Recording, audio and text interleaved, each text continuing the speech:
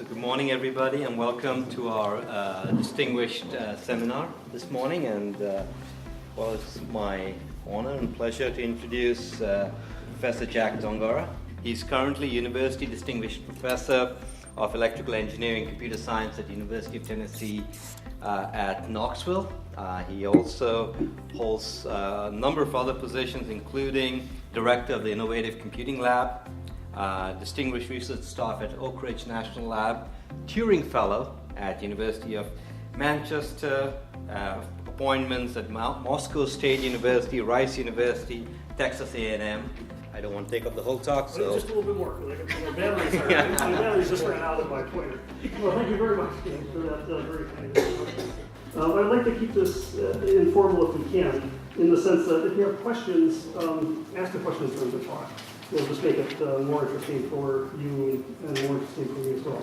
So what I'd like to do is to overview high-performance computing and then look at some implementations of some algorithms we've been working on. And they're an example of the kinds of things you have to be aware of, I guess, if you want to get, or if you want to extract high performance out of the systems that we have available. So what we're looking at is a plot of the fastest computer, the guy at the bottom of the list. So that's a bracket, if you will, for the 500 computers over time. And this orange thing is the sum of the 500 computers. So that's an artificial computation. Everything else is based on actually running the program. So this guy here is the fastest computer today, and that's at 34 petaflops. This is the slowest computer today. So if you want to enter the list, at least in November, it's 206 teraflops. So that, as you see, that always climbs, it never goes down. And sometimes, occasionally, there's a machine which is number one for a long time. So that machine's been there 3 years, six times. And that shows it's a pretty powerful system, and that nobody can, no system has been built that outruns that system. So there's a lot of information that we can get out of this. What's the slope of that line? So you might think it relates to Moore's law. Moore's law says it should double every 18 months. The slope is doubling every 14 months. So it's accelerating Moore's law. Now how's that possible? Well, it's because of parallel processing. We're using more and more processors every time, and that has a boost to it. These are expensive machines. So the guy at the top of the list cost about $200 million. So that's the price for the hardware only, and roughly. And after 6 or 8 years, it falls off the list. So if you want to stay in this game, you need to make an investment, a continuing investment in high-performance computing every 6 to 8 years. So you need to spend around $200 million for the hardware if you want to be number one on this list. And this is probably an incredible situation we have today. My laptop, so it's a dual-core Intel Haswell processor, and I can run the benchmark. And when I run the benchmark, I get 70 gigaflops out of it. 70 gigaflops out of a laptop that I use basically to read email, right? And that's a stunning achievement in some sense. That would have been faster than the number one machine back when we started in 1993. So that machine there in 1993 was a Thinking Machine CM5. It had 1,000 processors in it. And today we're walking around with devices that can run 10 hours on a battery. This is a list of the top 10 computers. So this is number one, and it's located at the National Supercomputing Center in Guangzhou. It's a computer that's called the Tianhe 2, and it's made by the National University for Defense Technology. So they're the integrators, right? So the integrators take commodity parts, put them together, and make a computer. So they did that. NEDT has had a long tradition of putting together supercomputers that have been used in China.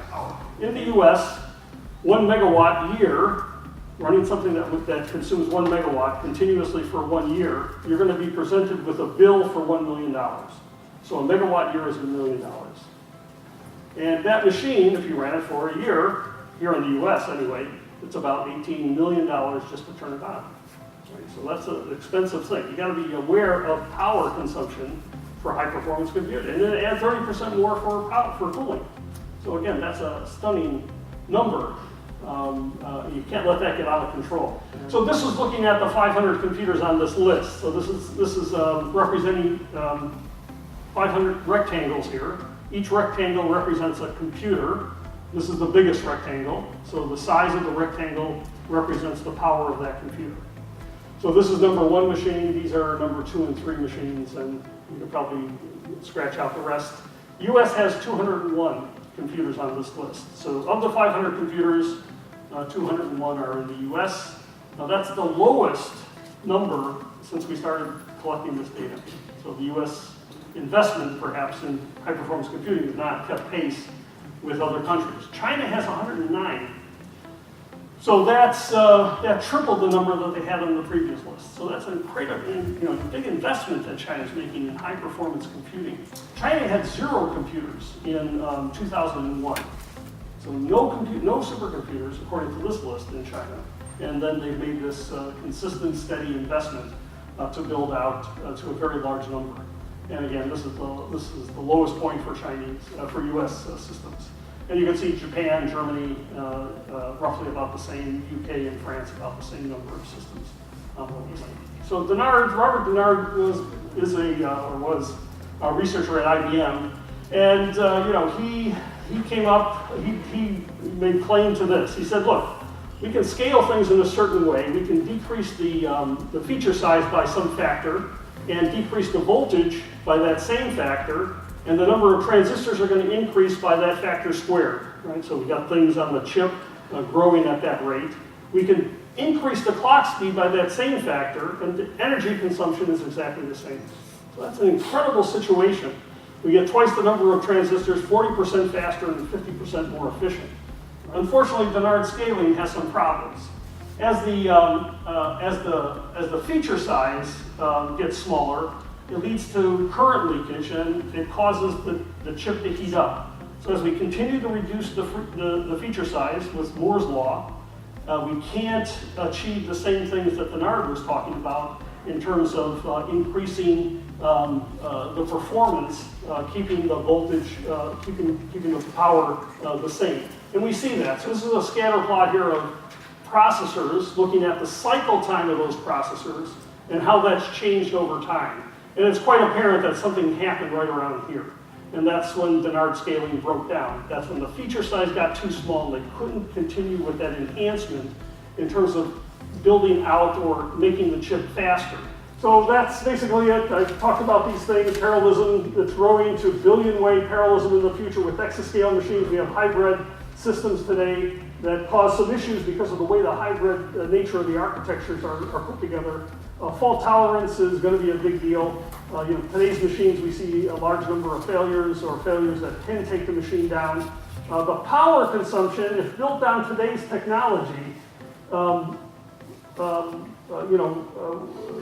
we have to get better. We have to get better efficiency. We can't stay at 2 gigaflops per watt.